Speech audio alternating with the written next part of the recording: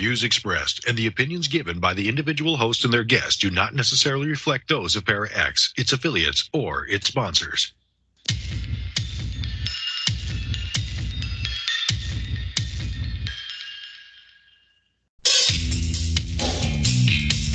Supernatural, metaphysical, paranormal. You know, all those things you've been wondering about?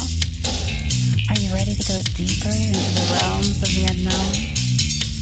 I hope you've got your walking shoes on, because life is an adventure, and this is the journey. Come on, let's go.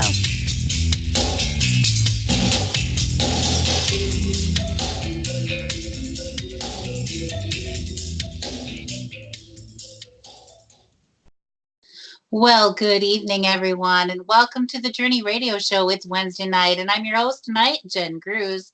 We're showing up as the She-Squatchers, so I've got my trusty teammate, Jena Grover, on the line. Hey, Jena, are you there? Well, yes, I am, and tonight I'm excited for our guest. Yes, I am so thrilled that we've got Don Sherman on the show with us tonight.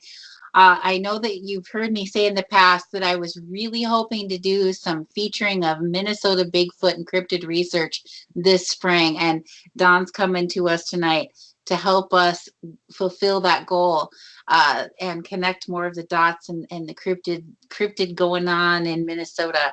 So let me tell you a little bit about Don. He's from the Leech Lake Indian Reservation in northern Minnesota. And there he's retired, but he's way busier now than he ever was before. Because he has way too many hobbies and he loves cryptid research. He's going to be sharing with us about his research into Bigfoot and other cryptids, as well as a lizard-like creature the Ojibwe Natives have called dragons. It's quite exciting stuff, and I can't wait to bring him on. So we're not even going to delay it any further. Let's bring Don on the air. Hey, Don, are you there? Yes, I am. How you doing? Hello, Jenna, and hello, Jen. Bonjour and welcome. Hello. Welcome to the show. We're Well, so excited to have you. Well, thank you for having me. I appreciate it very much. Yes. So, we met you up on the Leech Lake Indian Reservation. Is that where we were at? Yes. I'm like, which reservation were we on at that time?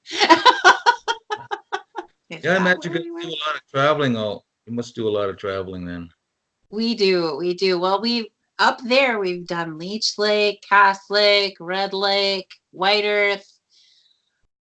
That's the ones we've been frequenting up there. So I'm like, is that where we were at? I think it was. And I always think Leech Lake and Cass Lake are so close together. Yeah, Cass Lake's in the Leech Lake Reservation. That's kind of our hub of our government. Yes.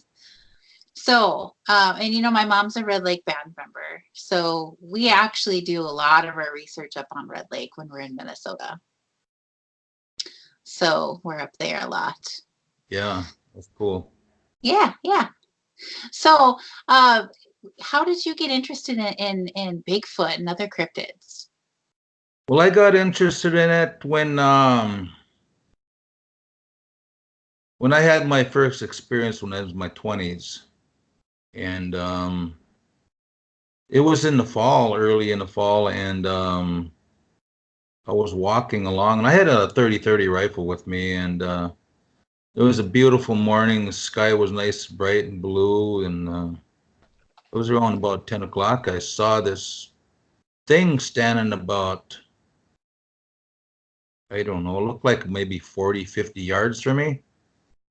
And I was looking at it for a long time. Both kind of saw each other at the same time, and I was looking at it. I was trying to figure out what it was. At first, well, it's not a moose. I've never seen an animal like this. And you could see the hair kind of flowing because the wind was kind of a gentle breeze, and you could see the hair kind of moving a little bit. So anyway, I was looking at it, and it seemed like it was about, gosh, I don't know, at least a couple, 2 to 3 minutes. I was staring at it, and it was not moving except for the flowing of the hair. And that's when I had this strange, I don't know if it's a psychic or experience or what it is, but this loud knock, like somebody pounding on a tree, hitting it really hard. So I turned to the right to look at it, or just to look that direction and see what it was. And I couldn't see nothing because there was that tamarack swamp to the right of me, and I could see for a long ways. There was no underbrush, there was nothing there. And then I turned back to look at that thing again, and it was gone.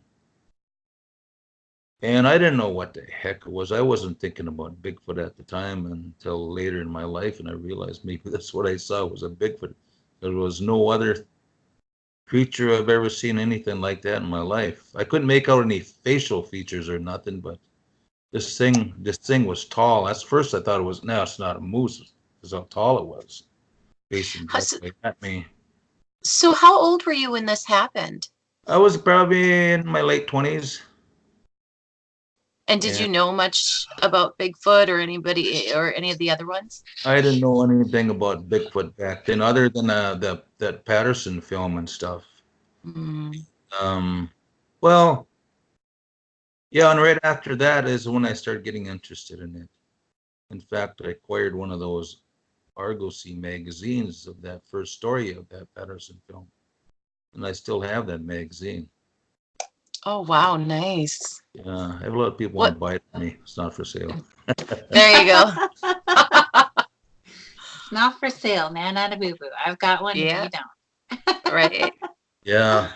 Nice. That's how I got started. It's always been pretty fascinating and to me. And I've asked a lot of people around our reservation about, that's when I started asking questions about Bigfoot and stuff. So that's how I got started. And I know a lot of the Ojibwe people do not like talking about it. And so it's kind of hard to get information. And but some people talk and some don't. So I've learned a lot from the Native American people. And stories that most of the stories are like nothing written down, oral stories, stuff like that. And yeah, it's always fascinated me.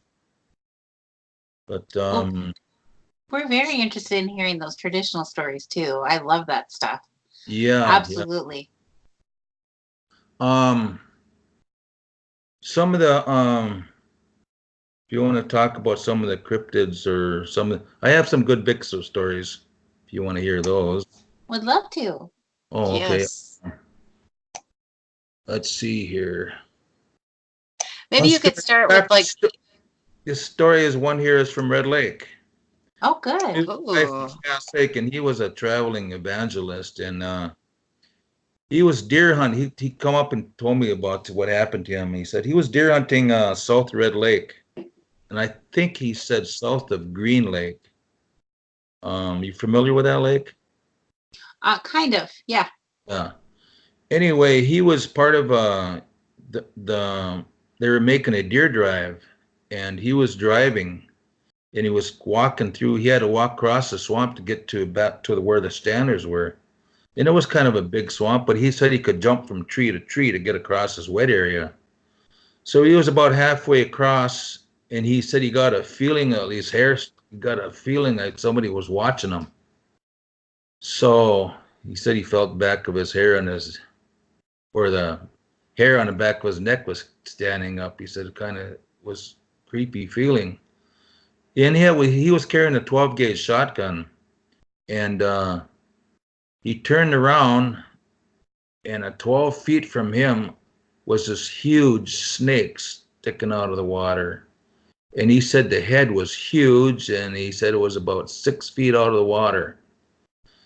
And it scared the daylights out of him. He pulled the trigger on his 12 gauge. That's how scared he was. Wow. Shot it, dropped his gun, and took off running as fast as he could across the swamp. He didn't care if he got wet or not, but he was jumping from tree to tree to get across. Yeah. So when he got to the other side and got close to the stand, well, he met up with the standers, and the hunt was over, and he told them about what happened to him. And they all kind of got freaked out. And So I said, well, let's go check it out. Maybe you killed it. So they went back, and because he had to retrieve his shotgun anyway. So he gets back to the area where he's seen that huge snake, and he found his shotgun. But they looked around and in the water stuff, and they couldn't find a snake. So you don't know if he killed it or missed it or what. But yeah, that was a pretty fascinating story. I've heard the stories of the giant snakes before, that even up in Canada. Yeah. In fact, yeah, there's a lot of the Native Americans tribes throughout North America have legends of these serpents, water serpents, and different types of serpents throughout North America. Mm-hmm. And one of the stories, there's a Ojibwe guy here from Balkland, Minnesota, that University of Duluth did a biography on him, and this guy, throughout his biography, he was talking about, how he grew up in the Leech Lake Reservation. He talked about a lot of stuff. If you ever get a chance to read it, his name is Paul Buffalo biography. Read it. It is very, very interesting. But he talked about the old Indians long ago talked about serpents that lived along remote areas of the rivers on the Leech Lake Indian Reservation. And then he mentions it again in another paragraph in that autobiography about, it kind of describes these, but they call them dragons. Ojibwe people call them dragons. And he talked about how tall these things were. He said they're about like 3 feet at the withers, and they were snake-like creatures with legs. And usually in mid-May, he says, around mid-May, usually mid-morning, it's mating season for them. And when they're mating, they make sounds. And these snake or dragons make a sound like, maybe I should kind of describe. Well, they sound like a cow. We were anyway. We love sound effects, by the way. So if you have a sound effect you can make, that would be great. Okay. Anyway, I had a brother-in-law. We had a trip down this river. I'm not going to say the names of this river right now, but because we're going to do an expedition on it coming May. Me and my brother-in-law were paddling. We had our kayaks, and we always wanted to take a trip on this river. So we started out about 8 o'clock in the morning, and about 2 hours into the trip, we were out in a pretty remote area of the river. And I started hearing cows on the left side of the river and on the right side of the river. And it would go moo, moo, moo, moo, moo. And my brother-in-law hollers at me and he says, Don, do you hear that? I said, yeah. I said, I think we're by a farm maybe. He said, no, it's coming from my kayak. I said, what? Yeah, it's coming from my kayak. What do you mean? My kayak's vibrating. Oh my gosh. So I said, turn around. I said, maybe you run over something. No, he said, I'm scared. I don't turn around. I said, what are you scared of? You just came from Bible college. I said, you got the Lord protecting you. Okay, then, he says. We paddle up the river. We paddle up to the up and down the river, and we didn't see nothing. Okay, then that's when it kind of freaked us out. And I mean, this was loud. These cow-like sounds were loud. That's why I thought we were close to a farm. And anyway, so years, we couldn't figure out what it was until a friend of mine sent me that autobiography of Paul Buffalo. And that's where I seen where these these dragons along the river. He said when they're mating, they make sounds like a cow. And so I'm thinking, well, maybe that's what we heard then. We heard serpents or these dragons that live along these pretty remote areas of the rivers. So pretty interesting stuff. That is Now- interesting. Yeah. When we first talked about it in person, you said something about those sounds back when Paul Buffalo was writing about it. There weren't any cows up here at that time. No, there wasn't not farms or nothing. It was pretty remote. So at that time, the sound of cows didn't even make sense if they didn't have cows around here. Exactly. Yeah. Awesome. I thought that was really interesting. Yeah. I know I've heard some interesting cow sounds sometimes out in the wilderness, but I know that there's cows nearby, even though sometimes they don't sound like cows I've normally heard. But you can at least justify that it's probably cows. Yeah. So is that the only story about those snakes then you have, or do you have any more stories about those particular snakes or any other cryptids? Well, that's the only stories I have on the snakes, or the dragons. So the dragons and the snakes are the same thing? Yes. Oh, okay. Do they always have 4 legs? Well, no. The dragons and the snakes. Well, I'm not sure about that Red Lake. If that one had legs or not, and I don't think so from the way he described it. If it was 6 feet out of the water, I don't think it had legs. But there was a sighting near the casino in Cass Lake here of a snake that went across the road, and that, you know how wide the roads are. Yes. This snake was just as wide as the road. So talking what, 25, 30 feet? Something like that. It was as wide as a street? Yes. How long it was. Oh, how long? I thought you meant wide, and I was like, that's massive. Oh, I'm sorry, long. Yeah. So That was probably about 30 years ago. I heard that story. So all the petroglyphs and of the serpent-like creatures that are on the carvings or on the cave paintings of the serpents that have the 4 legs. Sometimes they have like a razored edge back on them too in the drawings, which I've seen.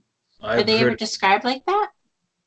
I've heard of that in some of the traditional stories, oral stories of that these tails were made of some kind of a copper, and in one of the stories where some person chopped it off, and then was supposed to bring good luck to their tribe, to their village.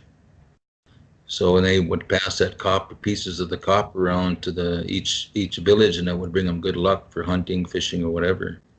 That's one of the stories of these serpents.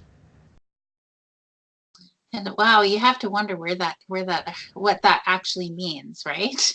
Yeah, exactly. Yeah. Yeah. But yeah, there's been a lot of Bigfoot sightings on and near the reservation, more now than I've ever heard. Really? So they're starting to get more and more frequent, and it might be due to our technology we have now. Everybody's got cell phones and social media and stuff like that. So Yeah. a lot of these stories are coming out. Do you think that also it's the fact that Bigfoot isn't so taboo anymore? It's not such an embarrassing thing to admit. You know how many years ago, even talking about aliens would be so taboo. So if you mentioned them, everyone would think down the street, they'd be calling you the crazy lady or the crazy, the goofy guy down the road, if they even mentioned them. And so today things are completely different, where we can talk about a lot of these cryptids in public, and people don't say that anymore. Do you think that's kind of the case too? I think it's getting more people are willing to open up more about it now because of the vast stories that are throughout the United States, and people are realizing maybe there is something to it. It's just not people speaking with their imagination, or they had too much to drink, or smoking too much pot, or whatever. That's true. Yeah. I mean, not saying it can't happen that way too, but Yeah. they probably won't get the pictures. Yeah.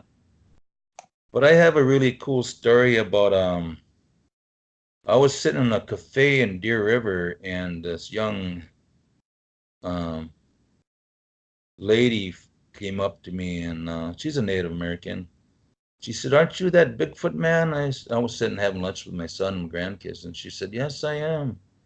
She said, "Good." He said, "I got a story to tell you."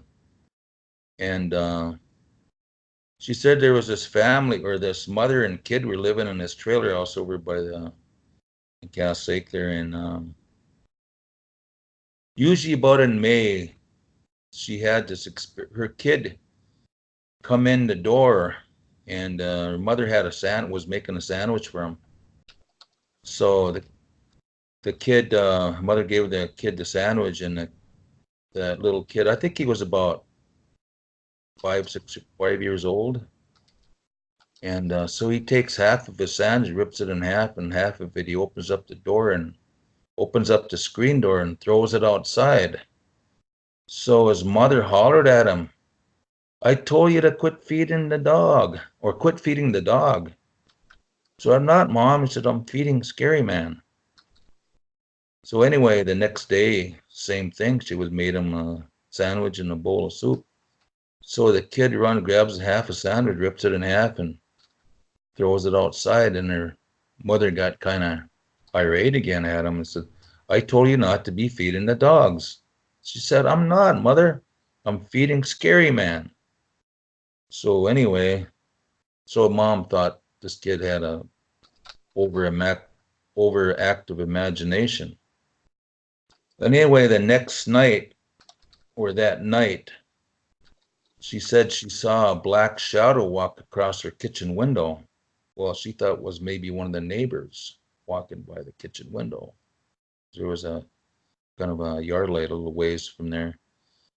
Anyway, so next morning she goes outside, and she was looking at the kitchen window and see who the heck might have walked by, and she looked, "Wow," she said, "my kitchen window is kind of high up." Trailer houses are on blocks, they're kind of high. Said whoever walked by my window had been at least 10 feet tall. So she said, well, maybe my son is seeing something. So anyway, the next day or two, their son comes running in the doors. Mom, he said, "Come look at Scary Man." So the kid was grabbing his mom's, trying to tug at her hand, trying to drag her mom outside. Finally, they get outside, and that little kid pointed, "Look, there's Scary Man." So then he was sticking his head out from behind a tree and peeking out, looking at him. He'd hide, and they watched it for probably about 10 minutes until it got dark and they couldn't see it anymore. Anyway, a few days later, they had another sighting of that, except this time there was 3 of them. The daddy and a mother and that little baby one, or that young one. That's what that kid was feeding. There was a young one. So that young one must have been talking to that little kid or something, playing with it or whatever. But anyway, they both saw it this time, but their mother saw it, and the kid. So they was on the back edge of the yard, their backyard, edge of the woods. And it was just standing there. They weren't doing really much of anything. They stand there, they watched it until they couldn't see it anymore. So, and then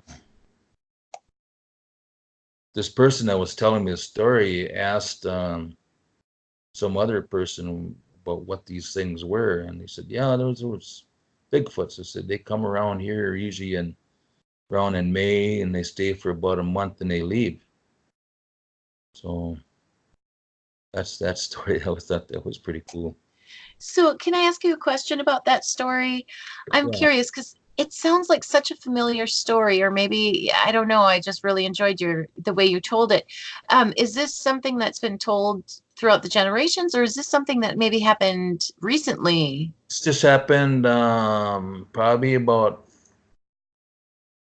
6 years ago, 7 years ago, maybe. Oh, so it's more recently. I'm so sorry. I thought maybe it was something that was kind of told as a story. I'm No, sorry if I didn't listen correctly. yeah, yeah, it was Wow. probably about 6 years ago. That's very cool. And it was in this Midwestern area Cass by the Lake area. lakes. Yeah. Nice. And Very the cool. interesting part about it too is the same area there was a Bigfoot sighting. Somebody seen across the road. And later on, I talked to somebody about that they seen a UFO. And the mother watched this UFO. And the mother and her daughter, her mother was about 80 years old and her daughter was driving. And they seen this UFO hovering over this lake. And so they watched it for about an hour. And finally, she said her mother got tired and said wanted to go home. So they left. And I asked her, well, what day was that? And she gave me the date, and that was the same time they saw the Bigfoot sighting. Oh, Same very area. neat.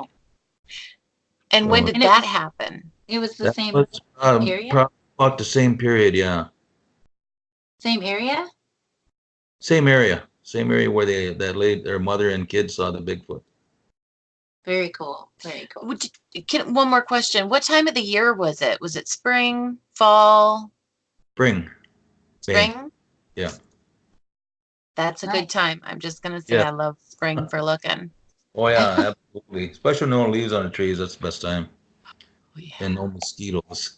No mosquitoes. Yes. Well, we're about at the half mark of the show, so this is probably a good time to take our commercial break. So stay tuned, everybody. We'll be right back with Don Sherman.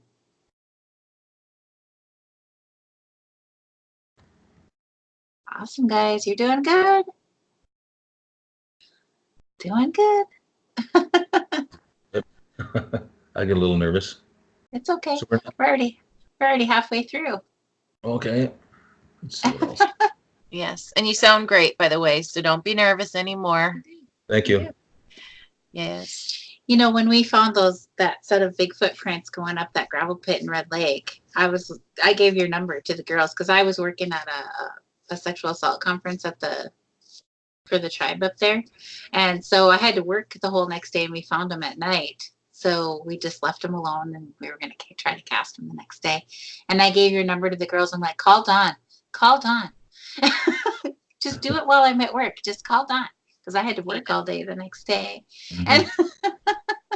And we didn't get to. Yeah. Some people just didn't want to, so.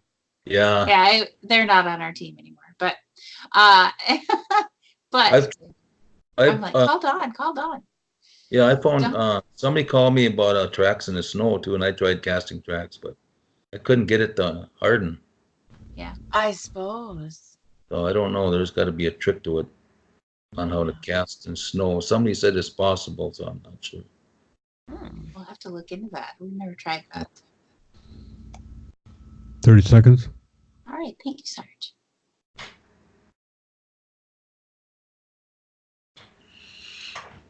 Our awesome producer, Sarge Gattuso, everybody. Applause.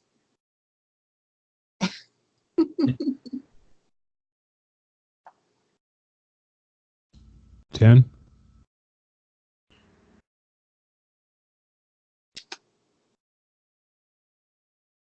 And roll. Welcome back to the show, everyone. This is the Journey Radio Show, and when we are not live on the air, you can find us at thejourneyradioshow.com. And hey, we're the She-Squatchers. Check us out at SheSquatchers.com, and there you'll find a link to our Facebook page. Once you please come on over and give us a like and follow us there. That's where all the up-to-date, in-the-moment stuff is going to be shared on our Facebook page. So check that out. And hey, we also have a YouTube channel. Our shows are up late, or if we have video capability, our show is later updated uploaded to YouTube, so you can watch the behind the scenes if you'd like there. Our YouTube channel is She-Squatchers Official. So hey, check us out there. We've got some pretty cool videos up there of some footage that we got in our Tennessee Bigfoot conference or Tennessee Bigfoot expedition. You'll have to check that out sometime. And so our guest tonight is Don Sherman. He's in Minnesota and he's a Bigfoot researcher up here. And let's just get right back into the show with Don. Hey, Don, are you there? Yes, I am. Awesome. Awesome. And So- yeah. Oh, go ahead. Oh, no, go ahead. What were you going to say? I was going to tell you another story. I'd love to hear another story. All right, this is a pretty cool one. Well, I used to do Bigfoot researching, and I did some in Paris, Texas, and I got some casting of tracks there. But there was a friend of mine that he travels all over the world. He's a big Bigfoot researcher, and he's been over to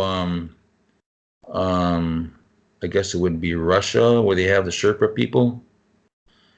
Anyway, he was talking to these Sherpa people about the Bigfoot encounters that they've been having and sightings and stuff like that. And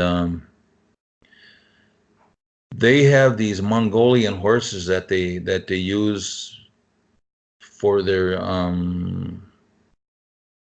to get around, I guess, or whatever they use them for. Anyway, during the night they'll turn them loose, and in the morning they come back. And a lot of times, or many times, that these horses, when they come back, their horses are braided with very intricate braids. Their tails and mane are braided.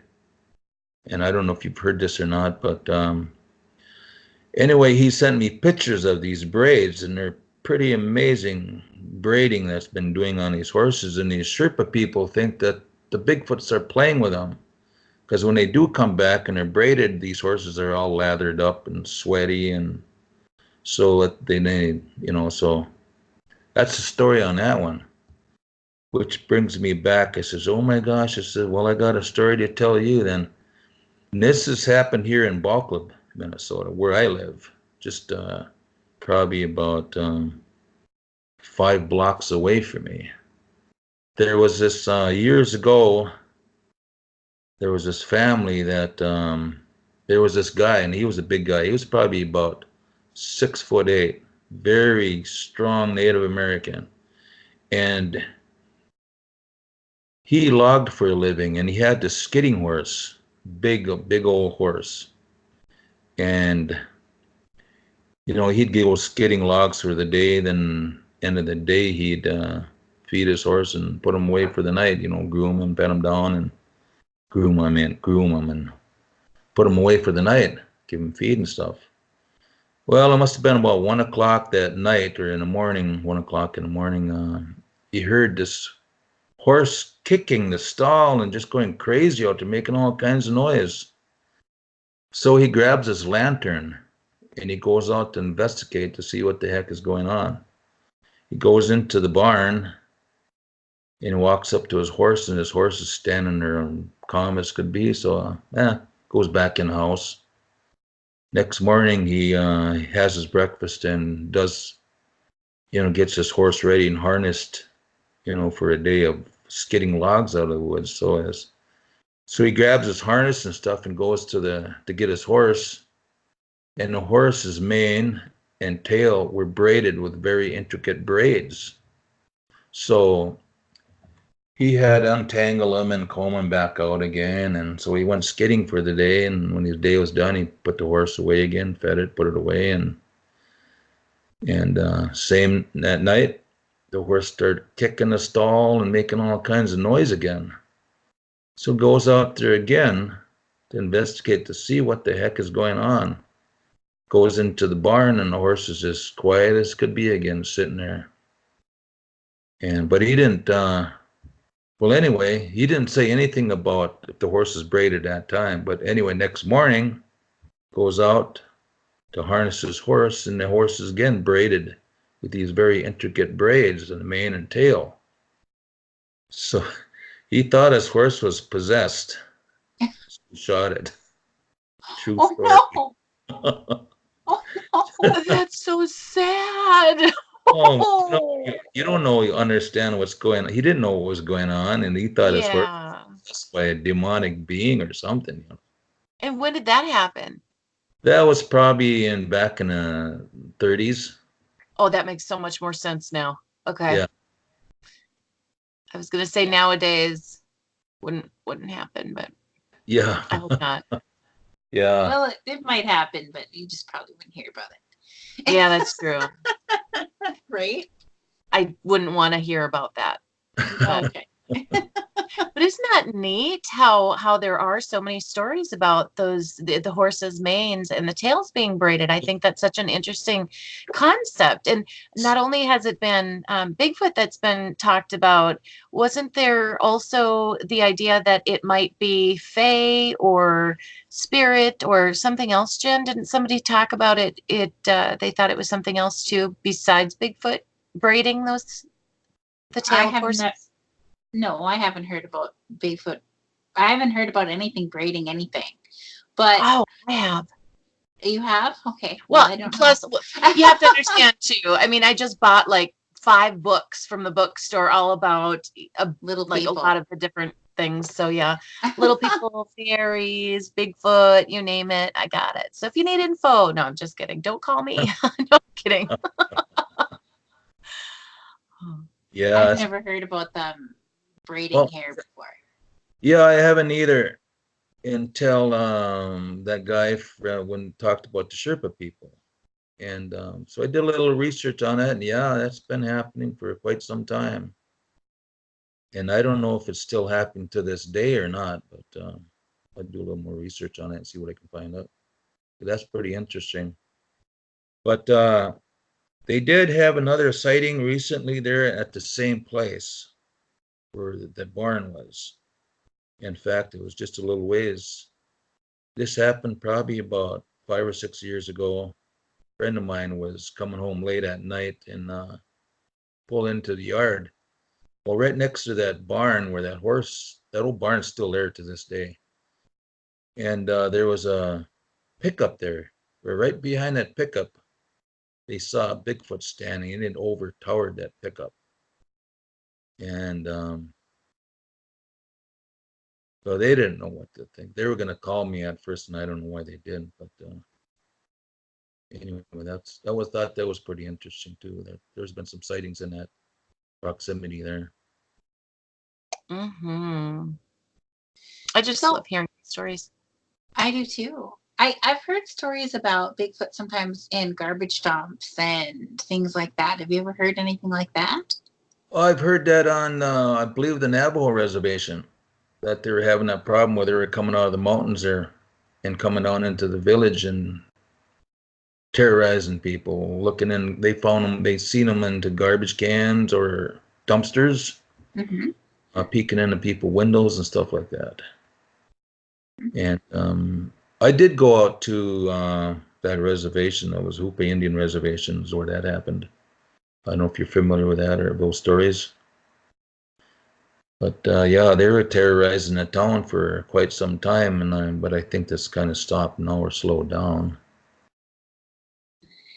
Is there under the native understanding, if Bigfoot's showing himself more or becoming more seen, is that supposed to carry some extra meaning to the native people?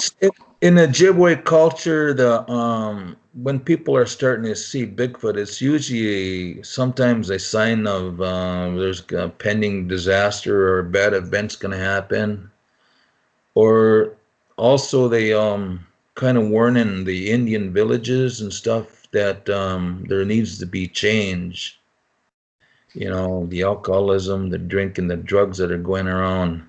You know, it's killing a lot of Native American people, and I believe, and I think, and a lot of other Native Americans say the same thing throughout the United States, that they're a messenger, and when a village needs help, they come, and warn people. Now, I've heard of medicine men communicating with Bigfoot, but we've had an incident here. Well, not an incident. It was where a medicine man was trying to communicate with him, but I don't think he was a real medicine person. So, anyway, That's that story. But that's how a lot of the Ojibwe people would talk to these um, spirits and Bigfoot, and they use that ceremony called the shaking tent ceremony. Jizakon, the Ojibwe word for it is. And my belief is that's a lot where the medicine people learn their medicine from. It's not just trial and error. They live in the forest. They know more than we'll ever know about the forest. That's their own. So, and I always wondered, and I asked my grandfather about the same thing. Where did we learn all our medicine from? And so that's my theory on that one. Well, I think it holds merit for sure. For sure, because I've heard stories of people talking about Bigfoot showing them the medicines, and I've heard stories even down in Indiana where somebody was tenting, and they had asked if Bigfoot could help this friend with their injury, and at night they saw this friend with his arm straight up in the air, and there was a female Bigfoot outside the tent, and that his shoulder was better when he got up in the morning. And they believe that the female Bigfoot are the ones that are the healers down there. Mm-hmm. So, I mean, the stories come in from different places about them having healing capabilities that they can share. Yeah. Yeah, I've talked to friends of mine who have had experiences with being in the woods and where they have helped them get out of the woods or save their lives. I had a cousin of mine that was in the woods, and he don't know how the heck he survived, and I don't know how the heck he survived, but he should have been frozen, but a Bigfoot helped him. He's seen it. And also I know I talked to another guy where he was lost in the woods, and the Bigfoot helped him find his way out. But he knew it was a Bigfoot, but how he lost his memory of how this Bigfoot helped him out, how he got out of the woods, because he don't remember much. But he knew it was a Bigfoot. And he would swear up and down that's how he got out of the woods. By their help. Have you ever heard of anybody in our area disappearing, around the Midwestern, northern Minnesota area? Like supposedly being taken by Bigfoot or just disappearing? I've never heard any stories around here, but okay. I'm sure it has. I'm sure that's happening as well, as I've heard this is happening all over, especially like national parks and stuff out west. But I think it's happening in a lot of places. I've heard in Appalachian Mountains and stuff like that. The Appalachian. Definitely. But there, we can't tell what for sure is responsible for those disappearances either. Yeah. We don't know. That's true. So. But another interesting story too. This has happened just out of Deer River. Deer is about 7 miles from Ball Club. There was a guy just leaving his father's house, and this was in November 19th, and it was about 6 o'clock in the evening, or 5:30 in the evening. And just pulling out, he didn't go more than 20 yards down the road, and this thing came out of the left side of the road from a field, walked in front of his car, and he slams on his brakes and almost hits it. And it was a Bigfoot. And he described it in detail of what this thing looked like. And it had kind of a reddish or dark brown hair. It had long hair on the elbows and longer hair on the ankles, not like the Patterson one. And it had longer hair on the head. And he said his body was built like a football player. He was so muscled. I mean, he was just muscled.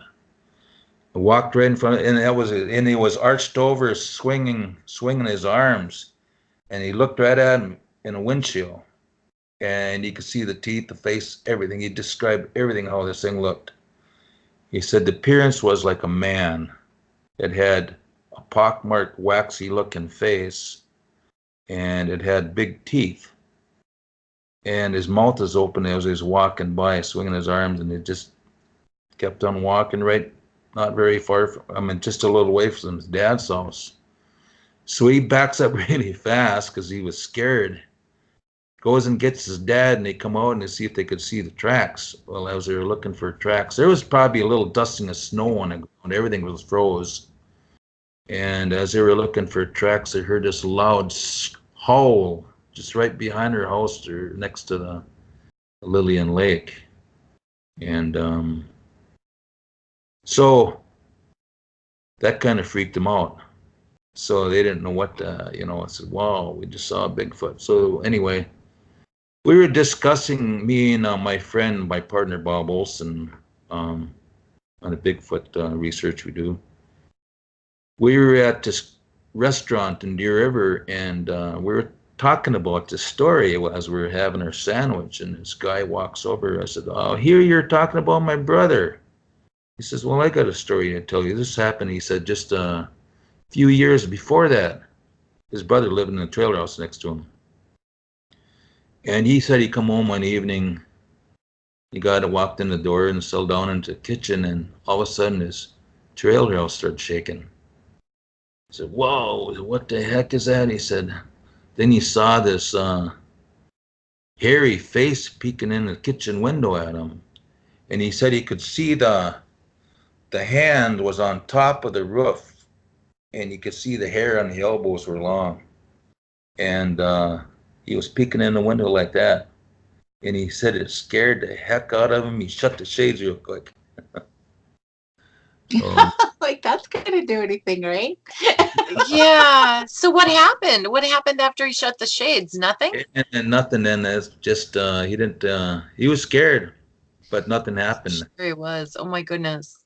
After that. Wow. So shutting the shades does work then. If you see a Bigfoot, shut those shades. Shades, yes. They'll go away. But I've been doing a lot of research on what is Bigfoot. Everybody asks me the question. I'm sure you're probably wondering, what is Bigfoot? How did he come to be, or what is it? And so in my research, this is just my theory on it now, and it's the only one that I can even that makes any sense. I'm a Christian, and I read the Bible a lot and stuff, and some people say I shouldn't be chasing Bigfoot because he might be demonic.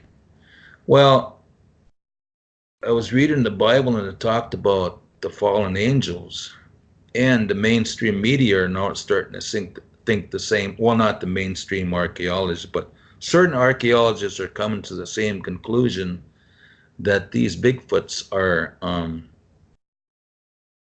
the Nephilims, the days before Noah, the days before the flood, the fallen angels that were casted here, and where they saw that the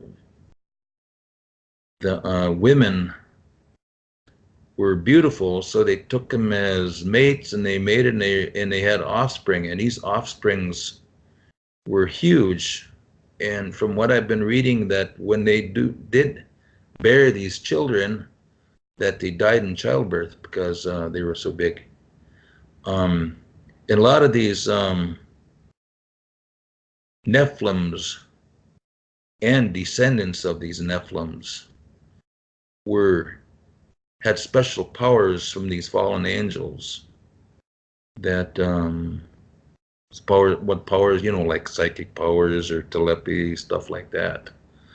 Well, these fallen angels were spiritual and very powerful. So they inherited some of those traits. And some of those traits are seen today. in our society. You know, giant. I mean, tall humans that are like close to over 7 feet tall, basketball players and stuff like that, and people with special gifts. People are geniuses, stuff like that. Because and that's the only thing that makes sense. There's archaeologists now that I've been doing a lot of research on the bodies that they've been finding, the mummies and stuff like that, which are not human, not even close to being human. And now they're starting to say the same thing, that these are the Nephilims of the old that they talked about. And why these, advanced civilizations that were here on Earth thousands of years before us. And it's starting to make sense to me now. So, got any questions on that? Are you talking about the ones that they were finding down in South America? Yes. Yeah. And they had like 3 fingers, I think. Yeah. 3 Yeah. fingers, yeah. Yeah. And they elongated skulls and stuff like that, because their brain capacity is far bigger than ours. And mainstream archaeologists, that was because of binding. Well, you cannot increase brain capacity by binding. It's impossible. So yeah, even in the Egyptians, and there's a lot of cover up on that. King Tut had an elongated skull, and you'll see a lot of the hieroglyphs showing of these elongated skulls and the giants and stuff, ancient Sumerians, and so there is written evidence of these giants, these strange-looking beings that are different than what we look like today. Very true. So why can't there be a Bigfoot, right? I believe in Bigfoot. They do have elongated skulls from everybody talking about the crests that they have in their heads. We don't know. Nobody's ever really talked about that I found anyway. But and we don't know how intelligent these creatures are. Obviously, they must be very intelligent to survive this long in our crazy world, to live in the woods without no clothes or anything like that. I'm like smart enough to stay away from us. Yeah. I got before we came on the air, we were talking about I mentioned something about encountering Bigfoot down in Virginia, Tennessee area last October, and it didn't seem like the same kind of a thing that we were encountering in Minnesota. It seemed less spiritual, less psychic, it didn't seem as advanced, I guess. Yeah. And we all kind of got that sense about it. Yep. Like anything else, you have bad people and you have good people. And so I'm sure that's what's happening. You have good Bigfoot and you have some bad ones. And some maybe smarter than others, and maybe some that are less advanced, I'm sure. Yeah. Evolution and everything else. I mean, there are so many different animals that are not found yet. We have no idea. We have we only know 10% of what's in our ocean. So, to think that all of these things don't exist, I just blows my mind that people say absolutely not. Yeah. Even though I am what we encountered down south seemed more like an animal than what we've encountered up in Minnesota, because we got surrounded up by Jena, and in the dark we could hear them coming towards us, and one of my teammates yelled, "Jennifer, do your tobacco thing." Do a prayer. So I did. And as soon as I said "Miigwech sabe," it stopped. It didn't retreat. It didn't come forward. It just stopped. And I was like, well, if it's responding to that, it can't just be an animal, as far as I'm concerned. Yeah. And I'm sure they communicate. Well, they communicate with each other. A lot of people have heard them talking to each other, and they sound. I had one guy listen to one here just south of Baclub here. It was just probably about 20 years ago, but he said he sounded like two Japanese people arguing with each other, sort of like that. I don't know if you've heard that or not. But Yeah, that's the Sierra sounds that Ron Moorhead had collected. They Yeah. sound like they call it the samurai sounds. Yeah. Yep. Yeah, exactly. Yeah. Very interesting. Very Yeah. interesting. Yeah, and I think these Bigfoot are also, I think they're interdimensional beings, just like the little people that people talk about. They're interdimensional. And that's what I think they can, if you want to see them, I think they will allow you to see them. And if you don't have the right intentions, I don't think anybody will ever see them. I agree with that. I agree with that wholeheartedly. We are at the end of the show. I want to thank you, Don, for coming on. Is there any place people can find you? As for a telephone number, or they can find Whatever me. you want to share on the air. If you don't want to share, don't share anything. Oh, yeah. Give out my phone number. I just, I wouldn't. Alrighty. All right. Well, if anybody wants to get a hold of Don, you let me know and I can maybe connect you. How's that? Sounds good. There you go. Thanks for coming on the show tonight, Don. I hope you have a good night. And thank you, everybody, for tuning in. Thank you for Next having me. I appreciate it. Thank you. Next week, we got Lyle Blackburn. Make sure you tune in. And thank you. Good night, everyone. Good night. All right.